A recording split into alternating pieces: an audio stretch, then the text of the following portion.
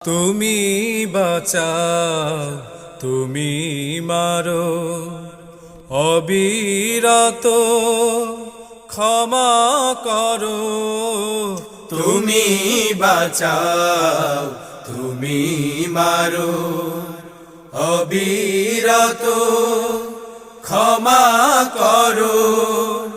ধরার যে জন তাকে ধরো, ধরার যে জন তাকে ধরো।